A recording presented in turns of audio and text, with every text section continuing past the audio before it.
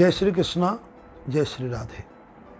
पुनः पुनः मैं आपको सबको ये एक विशेष बात बता रहा हूँ कि आज मैं आपको स्पष्ट कर रहा हूँ कि हमारे सनातन धर्म में व्रत, पर्व और त्योहार, इन तीनों का एक अपने आप में अलग अलग महत्व है। उन अलग महत्वों का स्पष्टीकरण करने का ही ये मैं आपको आज वीडियो जारी कर रहा हूँ। साथ में आपको साधुवाद और धन्यवाद भी देता हूँ कि आपने जो हमने ज्ञान की श्रृंखला शुरू की उसको आपने अपनाया, सराहाया और 100 से अधिक वीडियो जितने भी वीडियो हमने जारी किए वो सब आपने अपनाए। जिम बालक कहे तोतरी बाता, सुनी मुदित जिम पित और माता। तो जनता जनार्दन को मैं भगवान का ही रूप देता हूँ। जैसे छोटा बच्चा तोतली भाषा में बोलता है, माता पिता प्रसन्न होते हैं, इसी प्रकार से मेरे प्रिय दर्शकों, आपने जो हमारे इन वीडियो को अपनाया उसके लिए आपको साधुवाद और धन्यवाद है। अगर किसी ने सब्सक्राइब नहीं किया हो तो सब्सक्राइब करें और इस ज्ञान को जितना ज़्यादा से ज़्यादा बांटें तो उतना ज़्यादा अच्छा होगा। क्योंकि पूर्वज लोगों की, प्राचीन लोगों की कहावत है कि ज्ञान बांटने से ही बढ़ता है। सरस्वती तेरे खजाने की जो कहावत है हमारी, वो सत्य है। सरस्वती तेरे खजाने की बड़ी अपूर्व बात, ज्यों खर्चे त्यों त्यों बढ़े और बिन खर्चे घट जाए।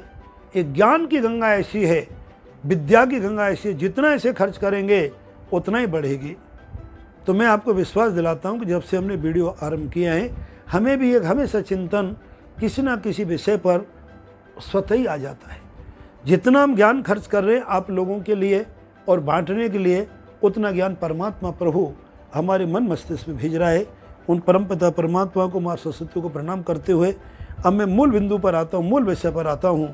आज का जो मेरा उद्देश्य है कि व्रत क्या है, पर्व क्या है और त्योहार क्या है, और इन तीनों के हमारे सनातन धर्म में, हमारे समाज में, हमारे परिवार में और व्यक्ति विशेष के जीवन में महत्व क्या है।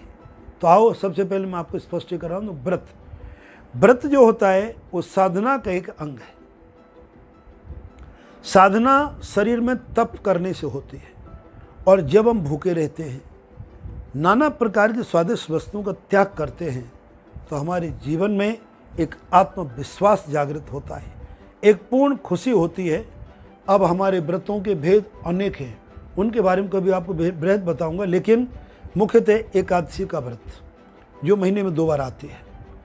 4 जयंतियाँ, नरसिंह भगवान की जयंती जो कि वैशाख के महीने में आती है, वैशाख आपके शुक्ला चतुर्दशी को।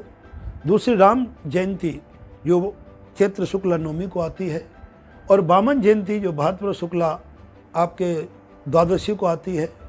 और हमारे कृष्ण जन्माष्टमी एवं राधा जन्माष्टमी, ऐसी वैसे तो बहुत सी जयंती हैं, किंतु 4 से 5 जयंतियों को हम ज़्यादा मानते हैं। इन जयंतियों पर, एकादशियों पर व्रत करने से व्यक्ति के जीवन में व्यक्तित्व, उसकी आत्मशक्ति, उसके अंदर छुपा हुआ ज्ञान प्रकट होने लगता है। नाना प्रकार की बीमारियां उनकी दूर होती हैं, और जो जाने अनजाने में गलती जीवन से होती हैं, पाप मनुष्य होते हैं। मनुष्य गलती का पुतला है जो अक्सर हो ही जाती है। चला के करना पाप है, लेकिन अक्सर हो जाती है, अनजाने में हो जाती है। उन समस्त पापों का प्रायश्चित हमारे व्रतों के द्वारा होता है। इन प्रत्येक व्रत के बारे में पृथक पृथक आपको वीडियो जारी करूंगा कि हर व्रत के बीच में क्या रहस्य है। अब हमारा दूसरा पर्व आता है, दूसरा बिंदु आता है पर्व। पर्व होता है जैसे सोमवती अमावस्या एक पर्व है, ग्रहण एक पर्व है, नवरात्रियाँ हमारी एक पर्व है, रविवार में पुष्प नक्षत्र, गुरुवार में पुष्प नक्षत्र या शुक्रवार में रोहिणी नक्षत्र, ऐसे बहुत से पर्व हमारे जीवन में आते हैं। उन पर्वों पर हम पुण्य कमाएं, जितना दान करेंगे, जितना पूजा करेंगे, जितना हवन करेंगे, जितना तीर्थ में जाकर के भगवान के चरणों में समर्पित करेंगे, भंडारा लगाएंगे, या गंगा में, यमुना में, सरस्वती में या गोदावरी, अन्य जो पवित्र नदियों में अगर हम डुबकी लगाएंगे तो हमारे जीवन में शुद्धि होती है, आत्मशुद्धि, और हमारे जीवन के अनेक पाप धुल जाते हैं, और हमारे जीवन में एक भाग्य की वृद्धि होती है। भाग्य की वृद्धि का अर्थ होता है कि अनंत गुना हमें फल की प्राप्ति होगी। हमारा भाग्य अवरुद्ध कब होता है? पाप कर्मों के द्वारा। भाग्य कब खुलता है? अच्छे कर्मों के द्वारा। अच्छे कर्म करने से हमारे भाग्य की वृद्धि होती है। पर्व हमेशा हमारे भाग्य को बढ़ाने के लिए, पाप को घटाने के लिए और जीवन में पुण्य का एक भंडार कमाने के लिए पर्व आते हैं। इन पर्वों पर हमें हमेशा ध्यान देना चाहिए और जितना अपने द्वारा हो सके उतना पूजा पाठ, दान धर्म, व्रत आदि पर्वों पर अवश्य करना चाहिए, जो जो पर्व आपको कहे गए हैं। इन पर्वों के बारे में अलग से मैं आपको फिर से एक वीडियो जारी करूंगा। केवल आज मेरा उद्देश्य व्रत क्या है और पर्व क्या है, त्यौहार क्या है, तीनों का भेद क्या है। अब तीसरा भेद अब मैं बताने जाऊँ, त्यौहार। त्यौहार होते हैं एक सेलिब्रेट करने के लिए। यद्यपि उन त्योहारों में भी हमारा सनातन धर्म का आधार तत्व छुपा हुआ है। उस दिन जो भी आप सेलिब्रेशन करेंगे, सेलिब्रेट करेंगे, एक उत्सव मनाएंगे, उमंग के साथ मनाएंगे, उसमें आपके घर में सुख समृद्धि तो बढ़ेगी, लेकिन आदान प्रदान, गेट टुगेदर, सब लोगों का मिलन होता है। उससे हमारी सामाजिक व्यवस्थाएं अत्यंत मधुर और श्रेष्ठ होती हैं। इन त्योहारों में होली का एक त्यौहार है, दीपावली का एक त्यौहार है, दशहरा का पर्व और त्यौहार दोनों के उसमें पक्ष में आते हैं।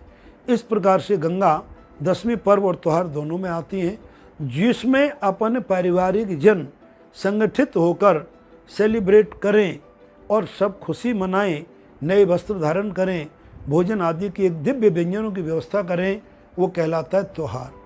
त्यौहार मनाने से हमारी सामाजिक, पारिवारिक, ये दोनों का एक गठबंधन होता है और इससे हमारे दोनों की व्यवस्थाएं, सामाजिक पारिवारिक व्यवस्थाएं अति उत्तम होती हैं।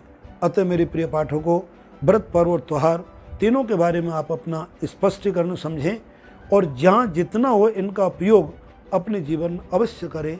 यही इस हमारे सनातन धर्म का एक आधार और लक्षण और आपको उपदेश है। जय श्री कृष्ण।